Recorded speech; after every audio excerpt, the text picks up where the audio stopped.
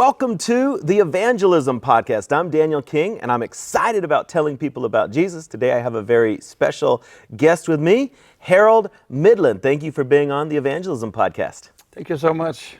Now, we are sitting in a very historic place in the Yes. nation of Norway. It's a very small village. And help me with, what is the name of the village here? Kvinesdal. Okay, and we are in the headquarters of a ministry of one of the greatest European evangelists who has ever lived. And so tell me about how this place got started and what God has done. His name was Aril Edvardsen, and he was born in this place. He grew up as an ordinary kid, a young boy, and in the age of 17 years old, he received Jesus. And he was saved in a very powerful way because he was supposed to go to see a movie at cinema, but a guy convinced him to come to a meeting in a local church. He came with him and was listening to the message. I think he was called by God. Listened to the message, and when they gave the altar call, he came forward. He gave his life to Jesus. And when he explained afterwards what happened, he said that he felt that God's power hit him in such a powerful way that he understood, if I let this happen to me, I will never be the same. It will be so it was so powerful, it was so life-changing. So he knew very well, I have to make a decision. Will I go for this or will I stop it to happen? So he surrendered himself to Jesus and he was born again in a very powerful way.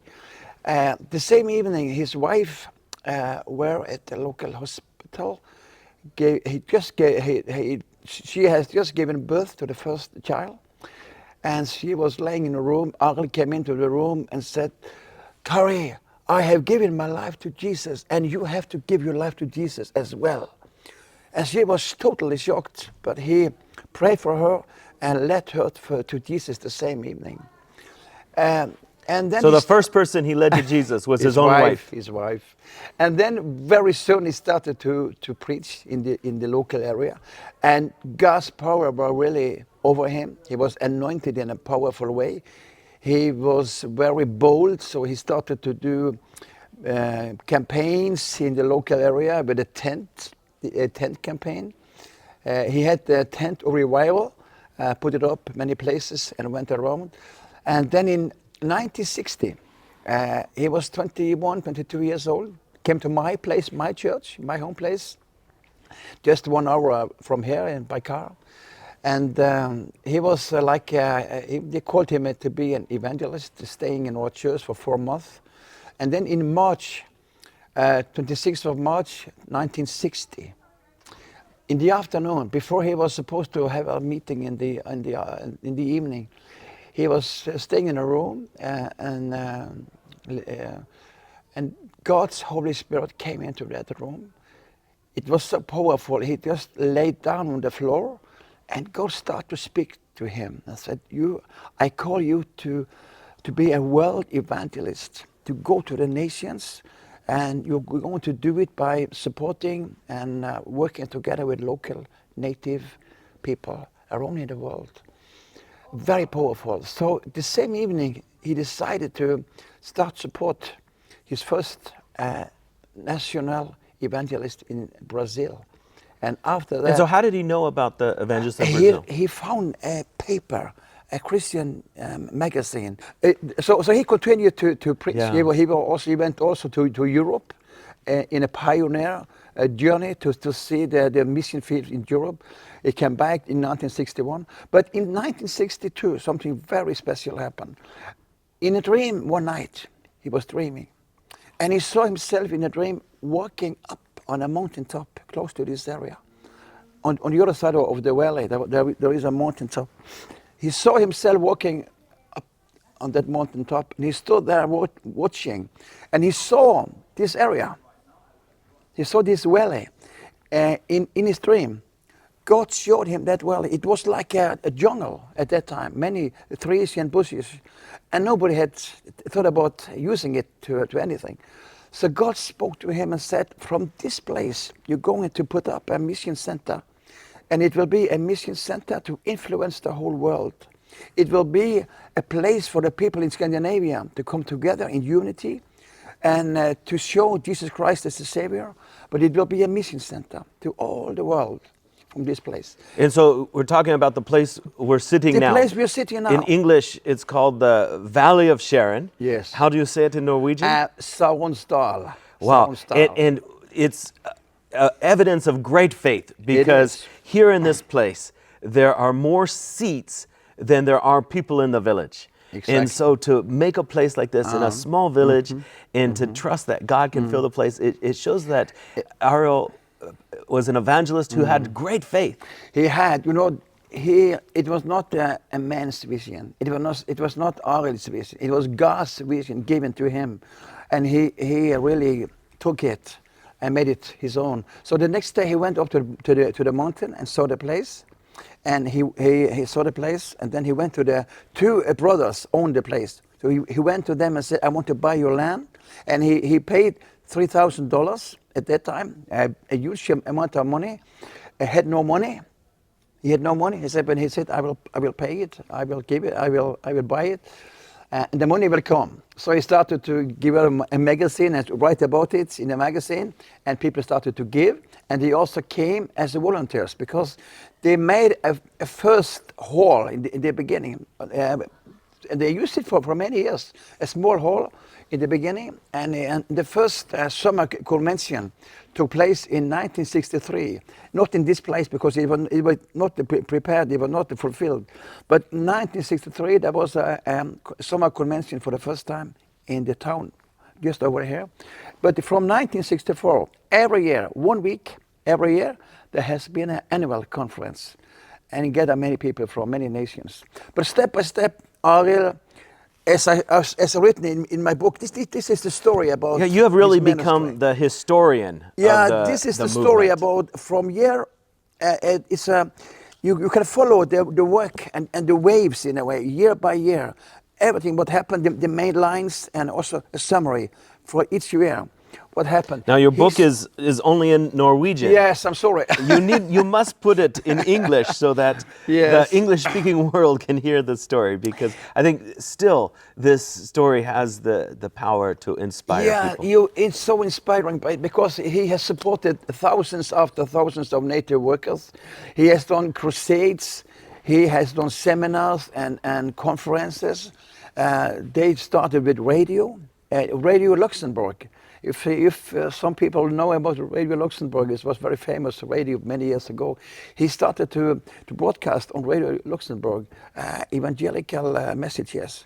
And then step by step he had his own radio work. And then after a while, television, when television came, he saw, in the beginning there was only state television, only one channel. Not only all those channels we have today, but in the beginning only one channel. And but God talked to him in Nairobi, in a hotel in Nairobi, in some 1970s. God spoke to him, or 80s. God spoke to him and said, very soon the monopole. Do you say monopole? It will fall, and you will be able to cover the world with the gospel using television. So he started to broadcast, and he prepared and made a studio in this place below in the basement. And they were able to, our vision was to cover the world with the gospel from this place within 2 seconds. Broadcast from here in 2 seconds all over the world. So we started, and from this place, they have been able to influence or impact almost all the world, more than 200 nations. Radio, television, campaigns, native workers, supporting them. And so at the height of the ministry, how many native workers would they have supported? They have tens of thousands altogether. I think Wow. today they have, I'm not sure because I'm not following it so close today, but they have thousands in many nations. Wow. They're And very so over effective. the course of the ministry, tens of thousands. Oh, yeah. And what does that look like? Is it finding people that have just graduated from Bible school and helping them to go plant a church? You or- know, the first thing is they need a calling, they need a passion, they need the calling from God to go out to reach the people in their own country. And then, you know, by that time, Aril got that vision. It was not common in Norway to support native workers. You know, a missionary was a white man crossing their borders and coming to Africa or some places, not using the natives. So he received a lot of opposition, and thus because people didn't believe in him or that kind of ministry. But it has proven itself so many times very effective, and they have reached thousands, hundreds of thousands, even millions, and planted so many churches all over the world. Very Wow. effective. Talk to me about what he was like when he was preaching. What was the main message that he preached? I will call him. He was the Norwegian or the European Billy Graham. Very simple gospel message, simple to understand, but at the same time very deep. But he was able to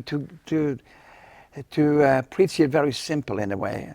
Like Jesus, he used the parables, and Aril used a very simple language. But he was not formal educated, but he was able to talk with any professor in so many topics, because he read books. He was really clever, and so he had a simple gospel message, very powerful. And you know, he was very clever to preach it, and also at the seminars. This is a second part of his ministry. The seminars. I follow him many nations.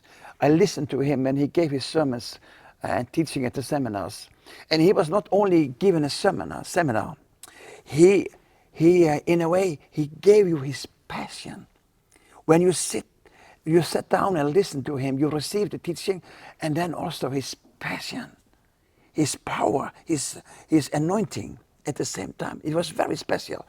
It's not always you can listen to a person and you receive not only his words, but his life, his passion, his everything. Very interesting. So he has been able to influence so many people all over the world, many times, again and again, with seminars, Africa, India, Pakistan. And so what were some of the countries where they had a great effort in? In Africa, of course, many places. I was with him to Rwanda. We were in Malawi, many places. So he supported people in Kenya for many years. Kenya is one of the main in Africa, but also in India, in Pakistan.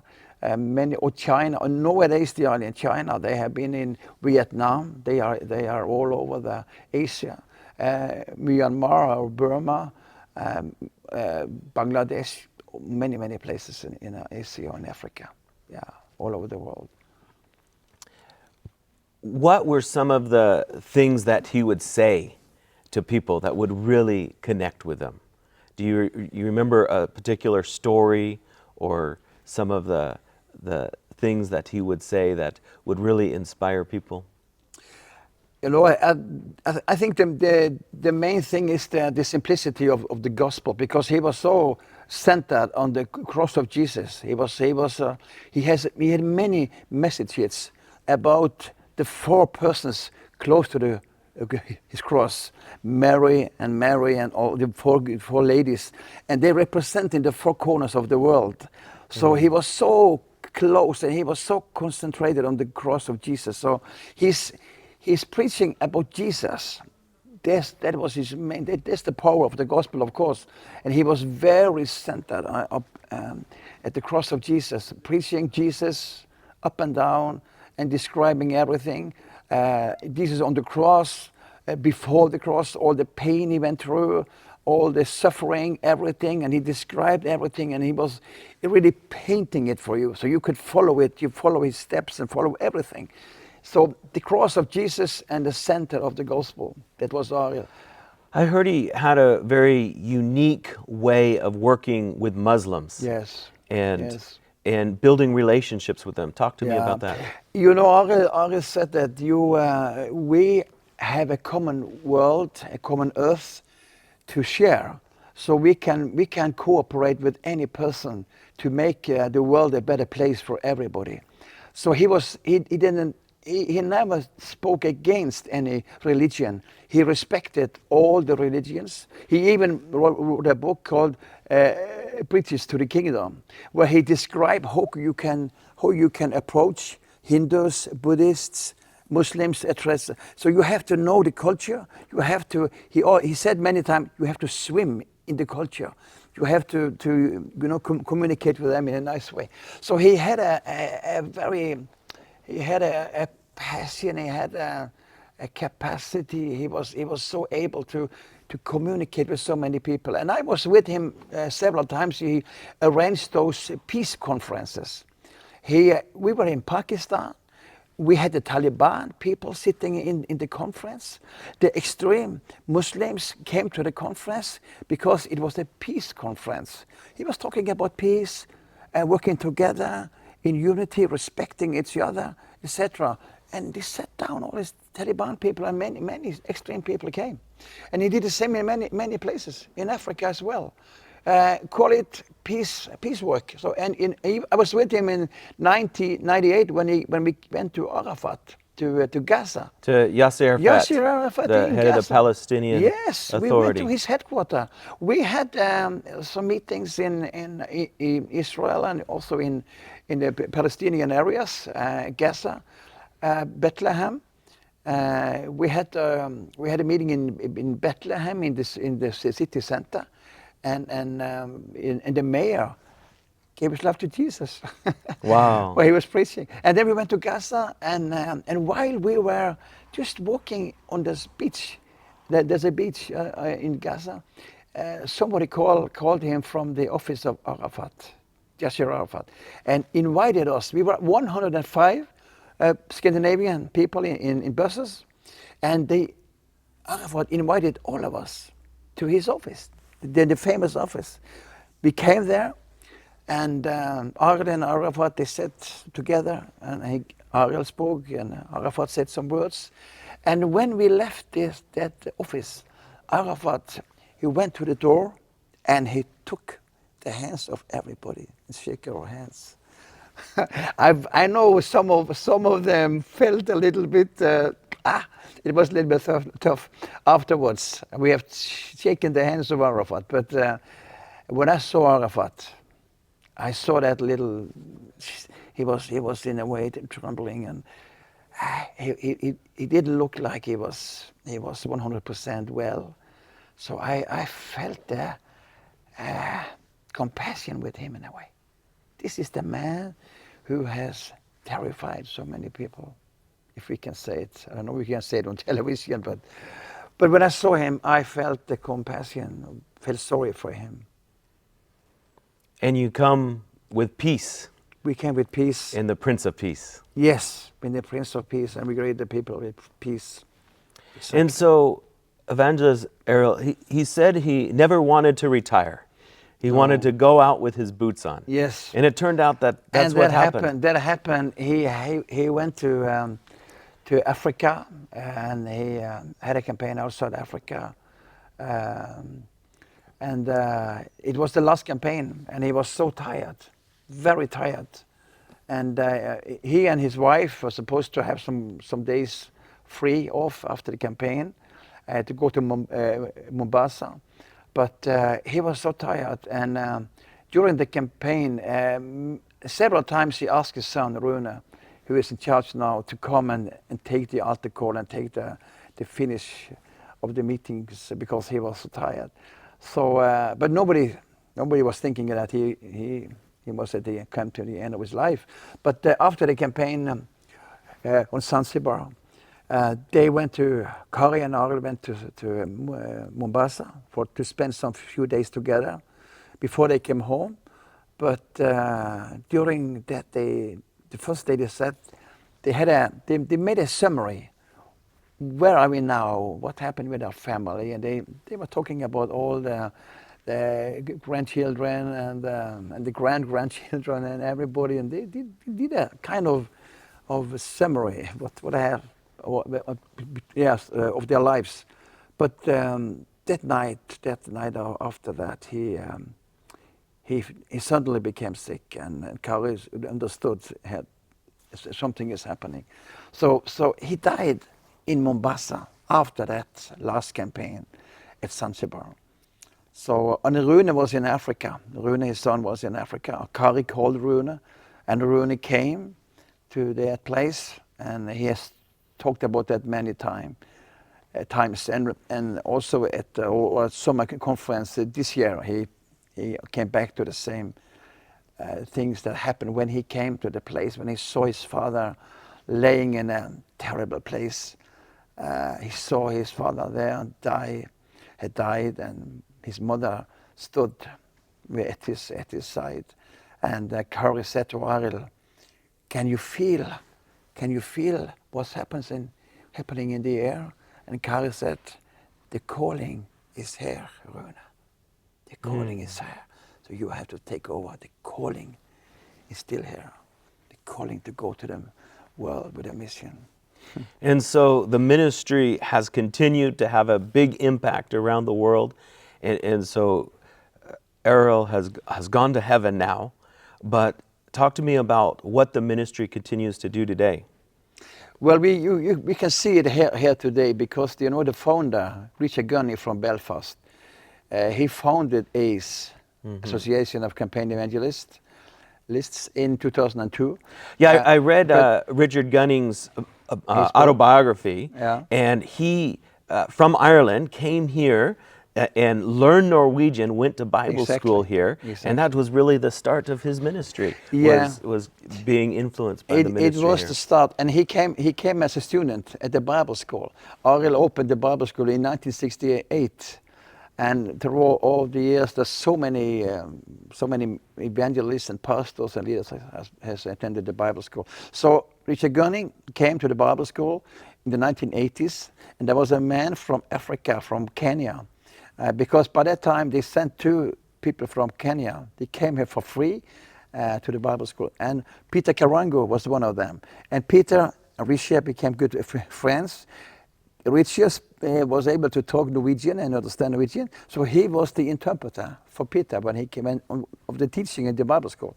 And after they finished the Bible school, they felt the calling, both of them, to go back to Kenya and to establish that Reach the Unreached ministry. And they started that ministry over 25 years ago. Up to today, they have now, by the work they have been doing all these years, they have founded 1,400 churches in Kenya. But it started here at the Bible school, and then something very interesting happened, because I started to work here in 1998. In year 2000, I went to Kenya. I met Peter, I met many other persons. And then I said to Aril when I came home, can we invite Peter and Richard to the next summer convention? And Aril said, yes, you can invite them. And they came here in 2001, and they shared a meeting. After the meeting, they asked Aril, can you put your hands on us and bless us? And he did. And after, they went to the room, and then God spoke to them, to Richard, and said, now you're going to expand your ministry. And that was the foundation. That was, in a way, how ACE became a reality. Yeah, so we're actually here for an ACE conference. ACE is the Association of Campaign Evangelists. And it was many born in Scandinavian evangelists are part of it. Yes. And yeah, wow. It was founded. It was founded in the heart of Richard, but it happened here. After a meeting in this hall, he went to the room. God spoke to him. He started to call some few of us. I was there the first year in 2002 in Belfast, and some other guys also. And from that, it's 21 years now.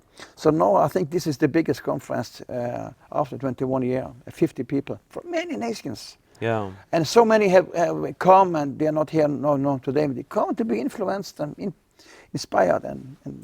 So when you look at the history, going all the way back to when Aril was 17 years old and gave his life to Jesus, for the evangelists today, a young evangelist who wants to go and reach the world, what are some lessons that a young evangelist could learn from his life in ministry? There's many things, of course, but the main thing is that God can use anybody. It doesn't depend on us, it depends on the calling. If God has called you, He will give you the ability and He will give you the power. He will give you the message. So we need to be open to receive His calling and say yes to His calling and follow Jesus. Jesus said, follow me. I will make you fishers of men. Live close to Jesus. Read your Bible and open your heart to receive from Him and follow in His footsteps. He can use anybody to change the world. Reinhard Bonnke did many big crusades in Africa. And he's a very famous example for us nowadays. And all of course, Daniel Kolenda and many other, also people here, also you. Well, yes. I'm so inspired by his life and ministry, and it's really wonderful to come here and to see the vision. I mean, this is a place where revival has spread around the world. And I think maybe he is one of the greatest evangelists. Even the airline of Norway, I saw a picture. They painted his face on the tail of one of their huge planes. And I think he might be the only evangelist to be honored in that way in history. In fact, we have two. That's a second, but Aril is there. So it tells about, and when I mean, what a thing to say, that the evangelist was so good, that the national airline honors him in such a way. Yes. When we had the funeral of Aril in this place, the national TV broadcasted live, everything. Across the whole country? Yes. Wow. They were here. And well, so many guests. If God can use a man from a small village in Norway, He can use anyone. He can use anyone. Absolutely. Wow. Yeah. His life is a testimony. Yes. Simple, very simple person, but well, it's like Mary, Mother Mary. Why did God choose Mary? Nobody knows. Why did He choose Aril? Nobody knows. But He make us. I will make you fishers of men.